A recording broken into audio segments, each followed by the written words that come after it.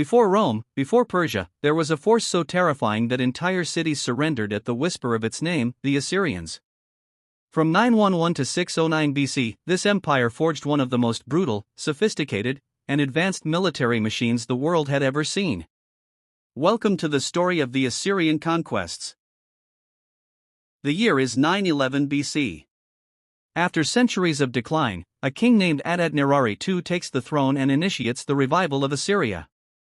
With disciplined armies, better administration, and new military strategies, the Neo-Assyrian Empire begins its expansion. His successors, Tukulti-Ninurta II and Ashur-Nisirpal II, turn Assyria into a war machine, using calculated brutality to crush rebellions and intimidate rivals. The Assyrian army wasn't just strong, it was smart. They were among the first to deploy siege engines, iron weapons, psychological warfare, and military intelligence. Their soldiers were professional, with units of archers, spearmen, cavalry, and chariots. Engineers built bridges and battering rams. Every conquest was planned like a modern military campaign. In 745 BC, Tiglath-Pileser III seized power and changed everything.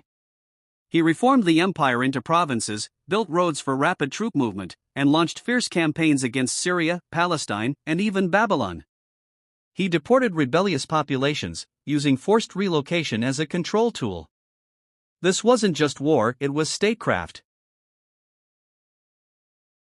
Sargon II captured Samaria, crushed Urartu, and moved the capital to Dur-Sharrukin. His son Sennacherib razed Babylon and attacked Judah, famously surrounding Jerusalem. Esarhaddon invaded Egypt and briefly ruled it, a feat that made Assyria the most powerful empire in the known world. Assyrian rule was marked by incredible cruelty. Heads on spikes, flayed rebels, and walls made of skulls weren't myth, they were recorded in stone. Fear was policy.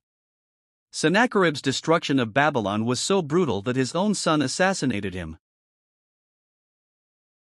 Ashurbanipal, the last great king, built the Library of Nineveh, but after his death, the empire descended into chaos. Civil wars broke out. The provinces rebelled. The Medes and Babylonians saw their chance. In 612 BC, Nineveh, the jewel of Assyria, was sacked. The once invincible empire fell into ashes. By 609 BC, the Assyrian Empire was gone. Its last king fought to the death in Haran.